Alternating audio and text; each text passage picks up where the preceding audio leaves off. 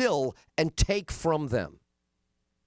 Yeah, well, if they don't want to be here and they don't want to pay their fair share, it's the tell other them way to get around. the hell out of the country. They want to get rid of you. You're the hanger-on. You're the one who's asking for the free health care, asking for the welfare. That's what they want to get rid of. They want to and you could be shaken off. They could shake off the poor. They could people like your guys, shake off the people poor. like your guys, Shake them Donald off. Trump. Just shake them off. If they can't make it, you shake them off. You're not going to keep carrying. The other day I told you, 3 generations of welfare, one family. The guy writes a big article in the paper. Big article. He wants everybody to know. Washington Post, 3rd generation. So you can't blame the American people for saying we're getting rid of them.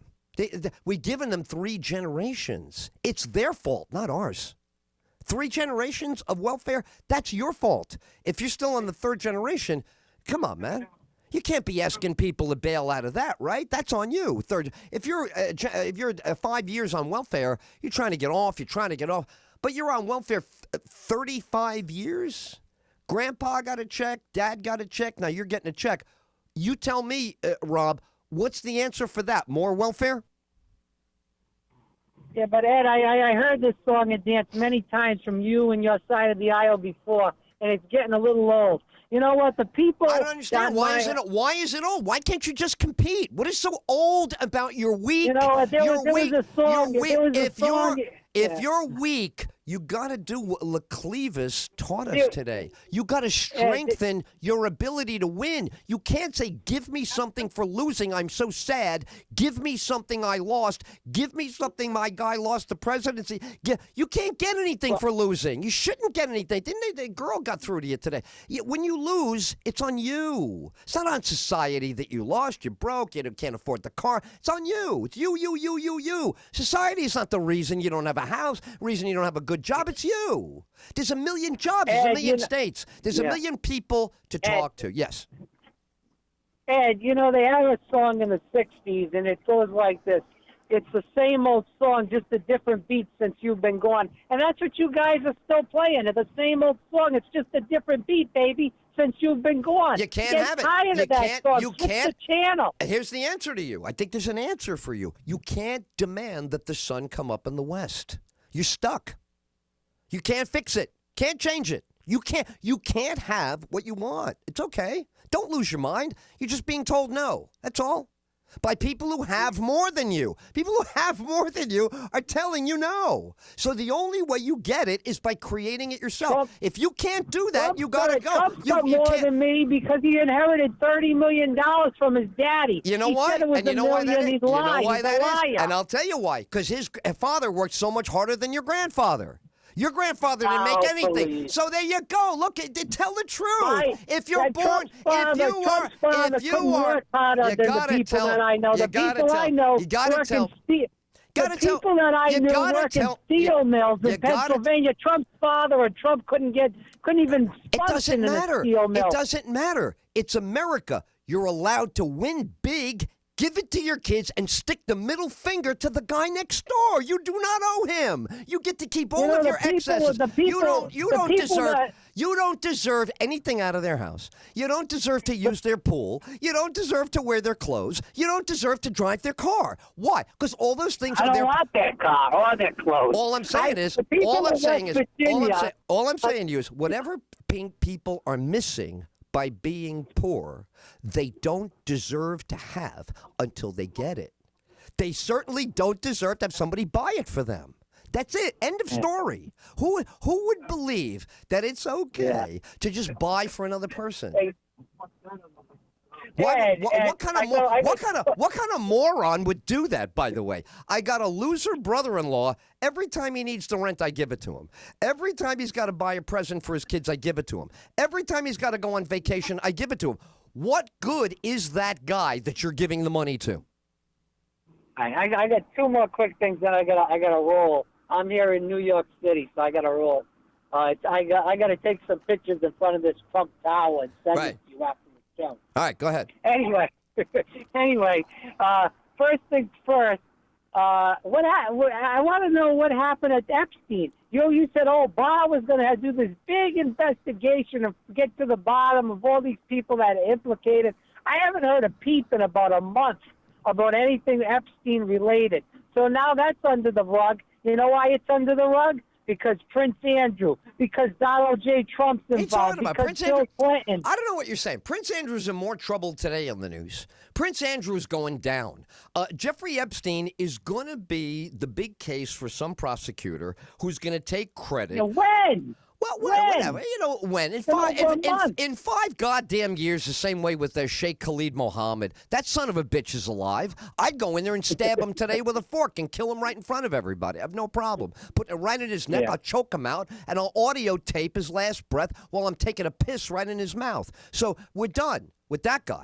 Okay, so how come if, he's more important? To have him executed, drawn and quartered, cannibalized on a New York City street, that's much more important than Jeffrey Epstein to me. But everybody, it takes a long time. I don't think you should worry that Jeffrey Epstein and that case is not going to be a feather in somebody's cap, just the way Giuliani went after the mob. Giuliani made his bones going after the mob, and where did Gotti wind up? He wound up in jail. He died in jail. Giuliani got those mob guys off the street, put them in jail. So our system isn't perfect, but our system will go get the Epstein, and we need to hurry up with Sheikh Khalid Mohammed. At 9/11, is 18 years old. This guy's alive? Yeah, okay. It just seems like more rich white men getting away, and they're not even just rich white men, they're sex offenders like Donald J. Trump, Bill Clinton, and Prince Andrew, just getting away with whatever they want. So it's just another thing that I brought up earlier on in the conversation where rich white men get away with whatever they want. You see, you know the golden rule. The guy with the gold makes the rule. Look that up. That's an old expression. The guy with the gold. If you want to stick up for sex offenders like that, you go ahead, but I will. It doesn't matter. Do Don't you understand? It's not about sex offense. It's about they are huge above you. You're down in the bottom. They are up on top. Now, I understand when the jealousy comes in, we want to have everything they do wrong has to be said. Okay, you're right. They're sex offenders. All the things they do wrong, the media loves. The media loves to get the Koch brothers in the middle of this. They love all that. But the truth is, where they are is an achievement. Whether they squander it with a bad character doesn't matter. They got the achievement that the other schmuck loser is nowhere near. So the schmuck has to look up and go, what's wrong with me? A poor person becomes rich.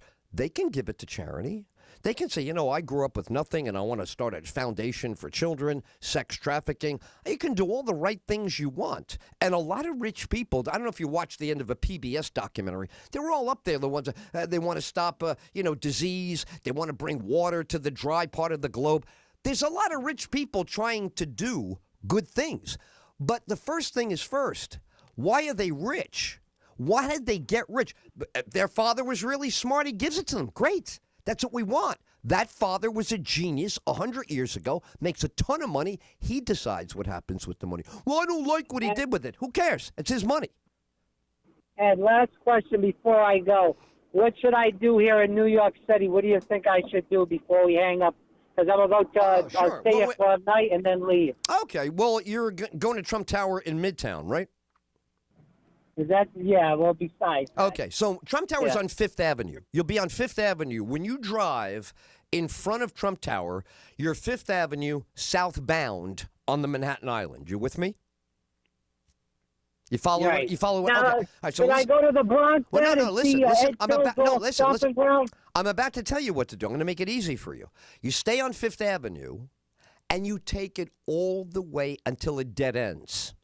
It will dead end in front of a beautiful George Washington monument in Greenwich Village. So you will see I like that.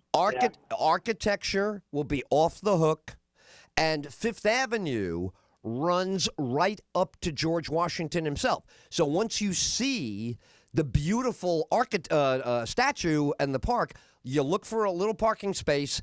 You will see everything that Peter Minuet, all the people that settled New York City loved that Greenwich Village. That was their suburb, believe it or not, when they worked on Wall Street.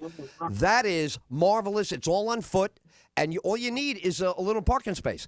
Dump the car, get on foot, and you will have a ball. And you can eat well. When you are in Greenwich Village, you want to eat at a walk-up. You go to a walk-up, you get a shawarma for $2. You get a slice of pizza for $2. Get the good food on the walk and enjoy the hell out of walking around there. It's a beautiful, beautiful day. Ed, is the fore and aft still open? My dad just asked me. Oh, no, you know what? The fore and aft, you guys, if you're in Manhattan, you're about 30 miles from the first one. So there's Suburban, they're a little bit north of you, and you know what? I could find out for you quickly. I'll find out if there's one open. I don't know, but there were 5 of them at one time, so it's very possible. But I know there's not one in Manhattan to visit. It's not going to be easy from where you are, Trump Tower, Fifth Avenue, Greenwich Village. Because I could get my dancing shoes out. Yeah, for that. well, dancing shoes, you're in the village. In the village, you will find everything you love in Greenwich Village. Every ethnic, by the way, rich people, poor people, side by side.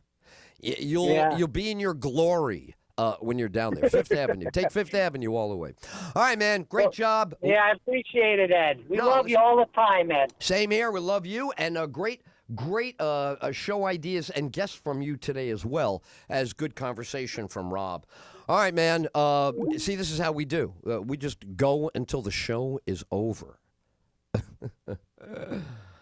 Oh, wow. What happened over here? What'd you do to this computer?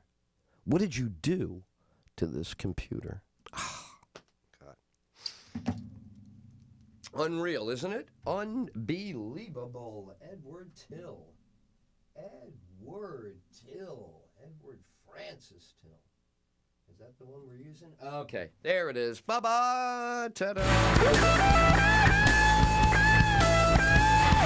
What a frickin' Monday. Awesome show, man. Grew up working class in a place they call the Bronx. Learned on the corner, Baptist school of hard knocks. Found out his rap could be his salvation.